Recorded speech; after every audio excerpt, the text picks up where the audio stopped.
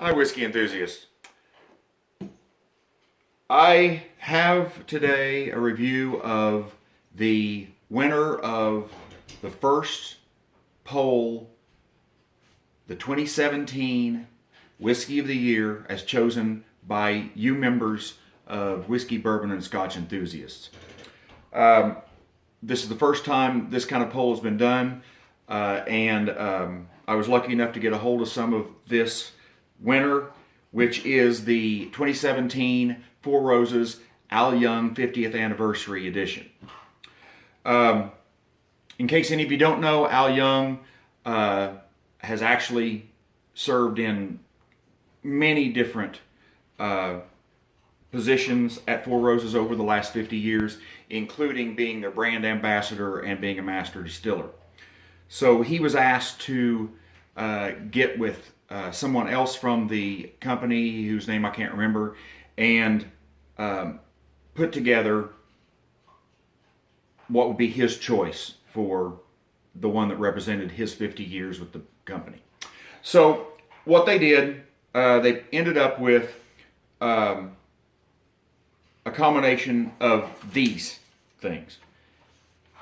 This contains 23-year-old OBSV whiskey, 15-year OBSK whiskey, 13-year OESV whiskey, and 12-year OBSF. Now, I have not been able to find anything that tells me the percentages, probably because they don't want you to try to mimic it. But I will say that the B, it has three kinds of B in it. That's the high rye with 35% rye and 60% corn. They have one kind of the E recipe, which is the low rye, which is, I believe, 20% rye and 75% corn. They both have 5% barley. All right, and there's three different kinds of yeast. The V is used in two of them, which is a delicate fruit, spicy and creamy. One of them is K, which is rich in spice and full-bodied. And one of them is F, which is an herbal taste from that yeast strain. It's interesting to note that the 2017 limited edition Four Roses that I tasted about a week or two ago used both V and K in it, but they were all the low rye E mash bill. I hope that's not too confusing, all that information, because I'm trying to do it quickly to not drag this out. So this is what you guys picked as the Whiskey of the Year. So now, for the first time, I'm going to taste it.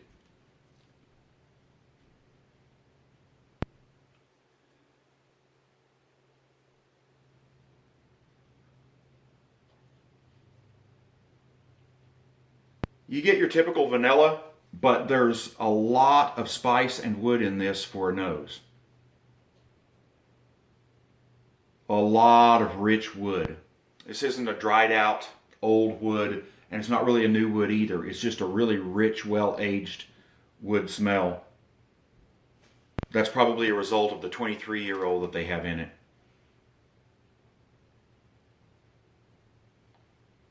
The spices are right up front, but they're not overwhelming. You've got a lot of cinnamon and some clove. The vanilla and some butterscotch flows underneath. It's a little bit buttery.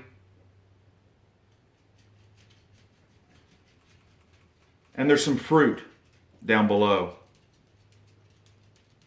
A little bit of cherry. Maybe something paler. Very good nose. I dig it. It's full. It's rich. Nothing is out of balance. Nothing is bigger than everything else. You're not going to get overwhelmed by any one thing that's going to kill all the other scents.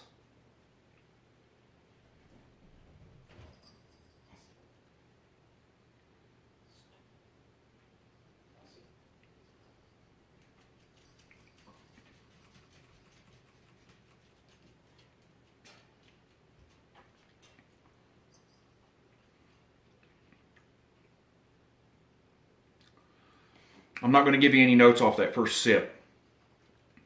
That was the heat sip. It is a little bit hot. I didn't write down what the proof of this is. Some of you probably know, and it's not on this bottle. It's not overwhelming. It just I need to get that out of the way before I give you any notes.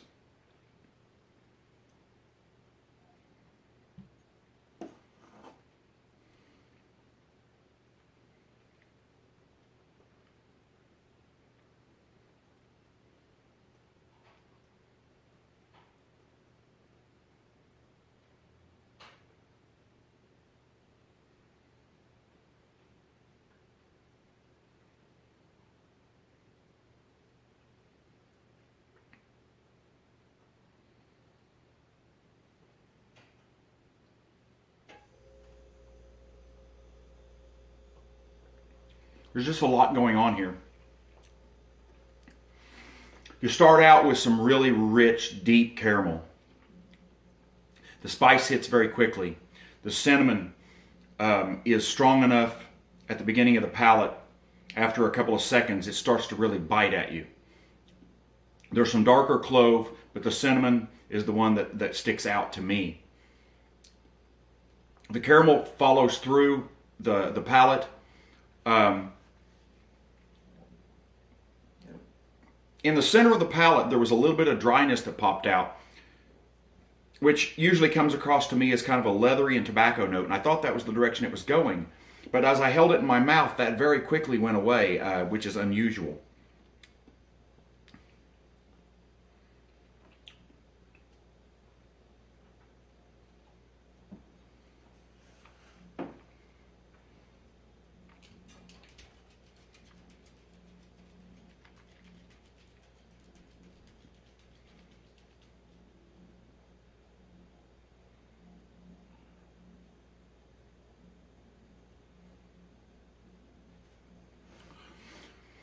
Okay, I think what I'm getting there, when it seems like it's headed for that leather note and doesn't quite get there, I think what I'm getting is some of the herbal notes that should be coming out of that F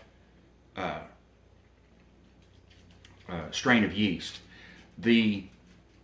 It's edgy, it's a little bit dry, sort of a cardamom maybe. It's hard for me to define those exactly because it's not something that you taste very often in bourbon. It's good, it's complex.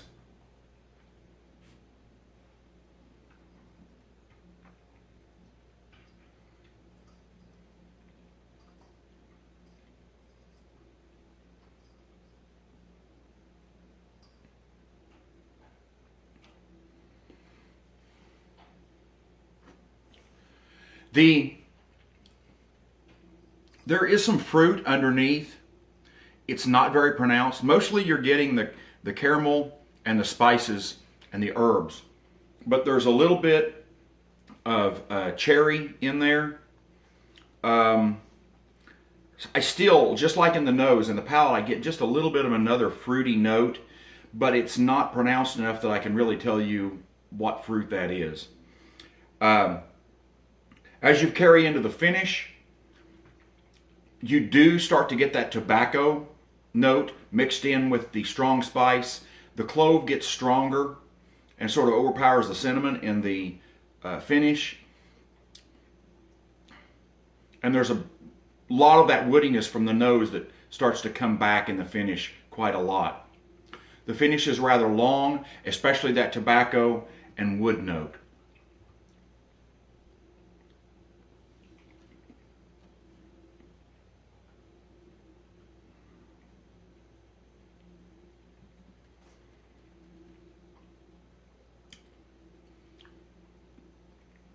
Again, I don't remember what proof this is. I forgot to write it down, and it's not on my bottle. However, it does have a little bit of burn, especially at the very beginning of the palate, and then again when you swallow. So there's a little bit of that. It's not unpleasant. It's just one of those warming, good feelings if you're used to sipping straight whiskey. All in all, I like this a whole lot. It's a very good balanced bourbon. Nothing sticks out too far. Nothing is going to push you over. If you're looking for a particular flavor, this isn't it. If you're looking for something complicated and complex that you're going to be able to dissect and really find a new flavor in 4 or 5 drinks in, this is your guide. This really is a solid whiskey. And now that the tasting part is over, I want to tell you guys that may not know, any of you people watching that are not yet members of WBSE or our website that don't know me well, I am not a fan at all of the standard shelf-sitting Four Roses products. The standard products that they sit out there on the shelf, I don't like them at all. I find a strange, funky taste, almost like a damp wood in the palate, and it turns me off. And the positive of that is, though, that I have found that the alternate recipes, which includes the Q, the K, the F strains of yeast, and the O, and especially the E low rye mash bill, those did appeal to me, and I like those. So they offer me some things that I really do like, but your standard stuff that you just run out to the store and it's sitting on the shelf that you pick up, I'm not a fan of that for Four Roses. I want you all to know that as I say that this is really good. And I'm overwhelmed by the balance of it being as complicated as it is. They did a fabulous job of getting everything balanced out where you can taste all of the pieces without any one thing really getting in your face and slapping you. So all in all, I think this is great. I think WBSE, you did a great job of picking the right whiskey for Whiskey of the Year in 2017. Congratulations on your pick, and I'm so glad I finally got to taste this. The fact that we have the knowledge in the 18,000 member strong group that we have to make this kind of a pick, and it actually to turn out to really be as good as you said it was, that just reinforces the idea this is the best group out there for whiskey. It's the best group on Facebook, and I'm really glad to be a part of it. So I hope that was useful for any of you who haven't seen it. I know that this is pretty hard to get now, and it's out there floating on the secondary market mostly. And I'm not a guy that will go out and pay secondary prices for anything, but maybe some of you can still find one somewhere that someone has in a store. Thanks for listening, WBSE, and all the rest of you out there on the YouTube channel. I hope that was informative. Bye.